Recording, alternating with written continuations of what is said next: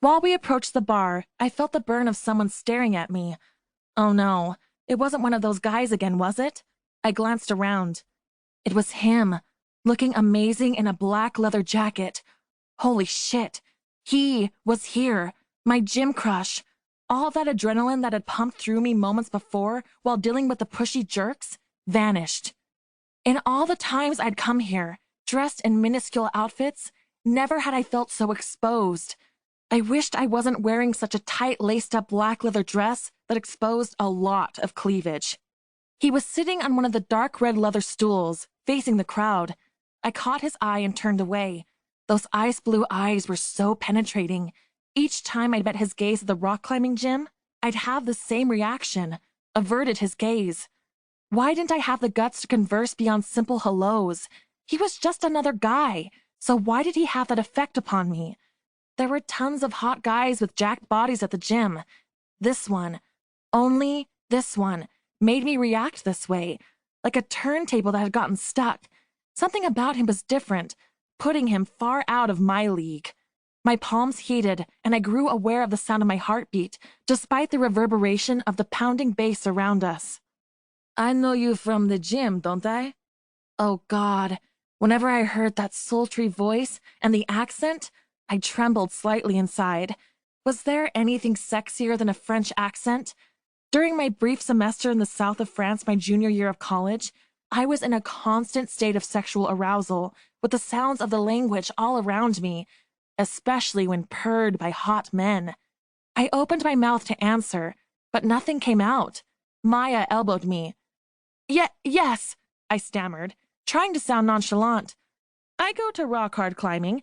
I've, seen you there. You belayed me once. His eyes gleamed. I remember. I'll catch up with you later. Maya scooted to an empty spot at the other end of the red and black marbled bar.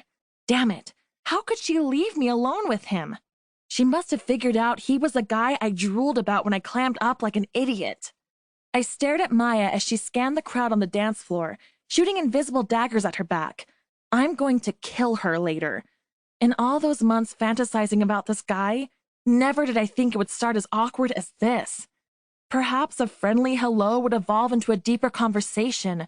I'd seem aloof at first, but he'd say something funny to break through my exterior. Things would progress nice and slow until he finally asked me out. He snapped me out of my thoughts when he said, I knew I recognized you, but you look, he paused, different. Never did I think we'd have a conversation in some underground club, all while my breasts were pushed up against a leather, laced-up bodice, accentuated by a brooch with a silhouetted skull.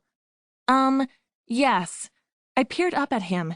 He wore a tight black t-shirt that enhanced, rather than hid, all those hours he put in rock climbing. His black jeans were tight, and I didn't dare look to see if they enhanced certain areas as well. You look different too, out of gym clothes. He chuckled. Did I say something funny? I didn't think so.